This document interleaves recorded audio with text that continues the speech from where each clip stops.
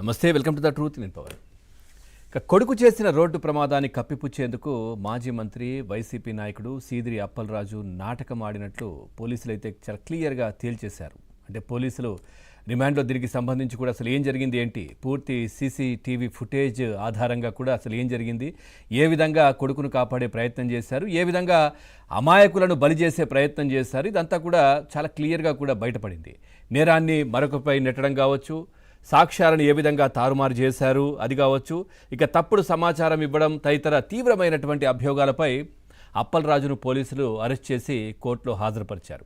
ఇక కోర్టు ఆయనకు 14 రోజుల రిమాండ్ కూడా విధించింది.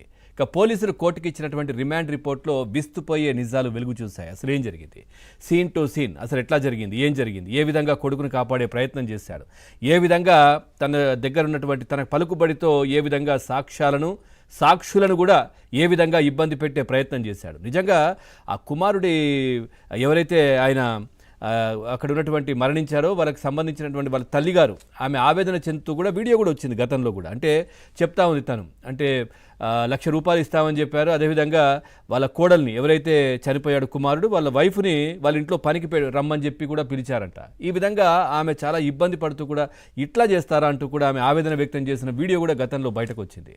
అంటే అప్పలరాజు కుమారుడు ఆరవ్ వర్మ ఈ నెల 6న డ్రైవింగ్ లైసెన్స్ కోసం దరఖాస్తు చేసుకున్నారు. 8న లైసెన్స్ ఏదైతే దానికి సంబంధించి లెర్నింగ్ లైసెన్స్ వచ్చింది ఆయనకు.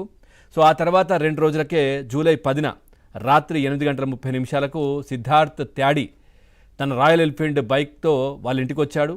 సో ఆరవ్ ఆ బైక్ అడగగానే ఇక కొడుకు అడిగిండు కదా అని చెప్పేసి అనుభవం ఉందా లేదా అని కూడా చూడకుండా అప్పలరాజు ఏదైతే దానికి సంబంధించి కూడా ఆ బైక్ను ఇవ్వమని చెప్పడం. సో బైక్తో ఆరవ్ రాత్రి 9:30 సమయంలో ఈ పలాస కాశీబుగ్గ మున్సిపాలిటీ పరిధిలోని పాత NH5 రోడ్డు పారిశ్రామిక వాడదంతా కూడా జంక్షన్, సో అక్కడికి వెళ్ళడం. సో దుబ్బ దానయ్య అనే వ్యక్తిని అతి వేగంగా, అంటే రాయల్ ఎన్ఫీల్డ్ వెహికల్ నిజంగా ఒక 200 కిలోలు ఉంటుంది అది, సో ఆ వెహికల్తో అతి వేగంగా నిర్లక్ష్యంగా డ్రైవ్ చేస్తూ ఢీకొట్టడం. సో దానయ్య అక్కడికక్కడే ప్రాణాలు కోల్పోయినటువంటి విషయం కూడా మనం చూసాం. ప్రమాదం జరిగిన వెంటనే ఆరవ్ సిద్ధార్థ్కు ఫోన్ చేశాడు ఈ విధంగా జరిగిందని. తర్వాత అప్పలరాజు, సిద్ధార్థ్, ఆ తర్వాత పిఏ కృష్ణ కలిసి కారులో అక్కడికి వచ్చారు.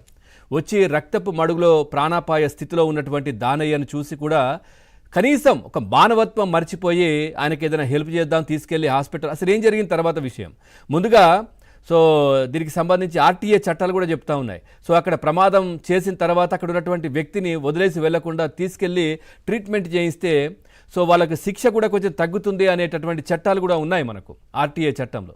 సో అవన్నీ కూడా మరి తెలుసా తెలియదా కాదు, ఒక నిర్లక్ష్యంగా ఒక నిండు ప్రాణాన్ని బలి తీసుకున్నటువంటి విషయం. అక్కడ రక్తపు మడుగులో కొట్టుమిట్టాడుతూ ఉంటే ఆయనను పట్టించుకోకుండా కొడుకుని తీసుకెళ్ళి, నిజంగా చెప్పాలంటే ఆ వ్యక్తిని ఆసుపత్రికి తీసుకెళ్తే బతికే అవకాశాలు ఉన్నప్పటికీ అట్లా వదిలేశారు. తర్వాత చిన్న గాయాలతో తన కుమారుడు అక్కడ ఉంటే ఆరవ్ను కారులో ఎక్కించుకొని చిన్న బాధాన్లోని సాయి శ్రీనివాస్ ఆసుపత్రికి తీసుకువెళ్ళి అప్పలరాజు అక్కడ ఉన్నటువంటి ట్రీట్మెంట్ చేయించారు ఆయనకు. సో అప్పలరాజు ఆదేశాలతో సాక్ష్యాలు కూడా లేకుండా చేసేందుకు ఘటనా స్థలం నుంచి బైక్ను కూడా మాయం చేయడానికి సిద్ధార్థ్ ప్రయత్నించారు. సో అక్కడ ఉన్నటువంటి స్థానికులు కూడా అడ్డుకున్నారంట. సో ఎట్లా తీసుకెళ్తావు ఈ బైక్, ఇక్కడ ప్రమాదం జరిగింది ఇది అని చెప్పేసి స్థానికులు అడ్డుకోవడంతో సో అప్పటికే అప్పలరాజు వేసినటువంటి స్కెచ్ ప్రకారం యాక్సిడెంట్ చేసింది తానేనంటూ కూడా సిద్ధార్థ్ వారితో బుకాయించే ప్రయత్నం చేశాడు, నేనే చేసిన యాక్సిడెంట్ అని. సో సీసీటీవీ ఫుటేజ్ కాబట్టి అక్కడ చూసిన వాళ్ళు కావచ్చు గుర్తుపడతారు కదా, మరి అంతా కూడా ఆలోచన చేయలేదు. ఇక పోలీసులు వచ్చాక కూడా అదే అబద్ధం చెప్పే ప్రయత్నం చేశారు. ఇక అప్పలరాజు ఏమో మరో అడుగు ముందుకేసి పోలీసులకు ఫోన్ చేసి తన సూపర్వైజర్ సీను ప్రమాదం చేశాడంటూ కూడా తప్పుదో పట్టించే ప్రయత్నం చేశారు.